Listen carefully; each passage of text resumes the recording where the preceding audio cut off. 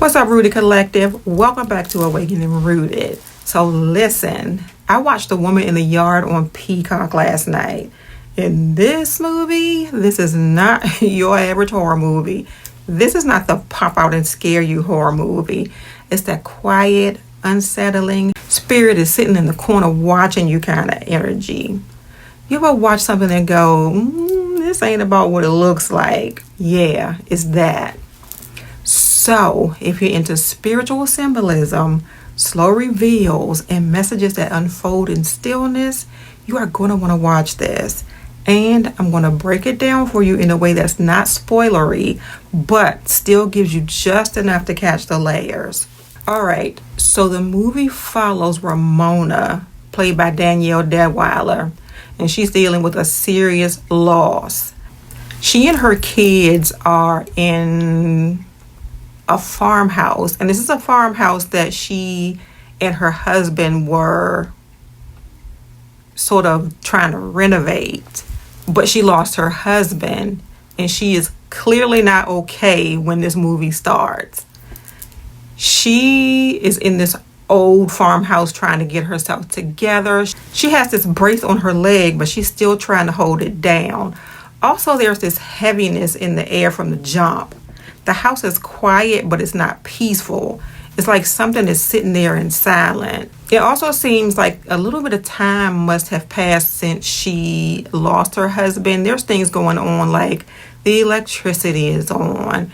They couldn't call out on the phones because the electricity was not on and the phones were dead, so they couldn't call the power company, and it was like just stacked. Things just stacked on top of each other that was going on. And then one morning her son looked out the window and told her there was a woman in the yard.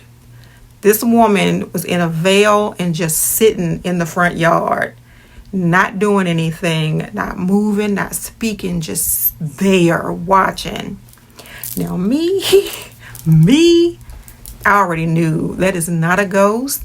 That is a spirit, a presence, that is grief personified. I mentioned to my sister at this point in the movie, I feel like this is like another part of Ramona that we see sitting out in this yard. But Ramona is trying to keep it pushing, walking around this house, acting like she's fine. And the more she ignores what's happening in the yard, the stronger that energy gets. Let's talk about what's really going on. The yard is a holding space. When someone or something keeps showing up just outside of your house spiritually, that means it's getting closer. The yard is liminal space, not in, not out. It's where things gather until you're ready to let them in or finally face them. And that's what this woman in the yard represents. What Ramona is refusing to deal with, her grief, her guilt, her truth. There's a scene where Ramona is just staring out of the window while this woman is just sitting there. And it's so quiet it almost hurts. That silence, that spirit applying pressure. Now, the woman in the veil, that equals the unseen self. That veil is no accident. In spiritual terms, veils separate the realms. She's not just mourning, she's representing the part of Ramona that hasn't healed, the part that still feels responsible. She's veiled because grief obscures things. It clouds your reality. You're walking through life not really present. And let's be real, how many of us have walked around emotionally veiled and called it functioning?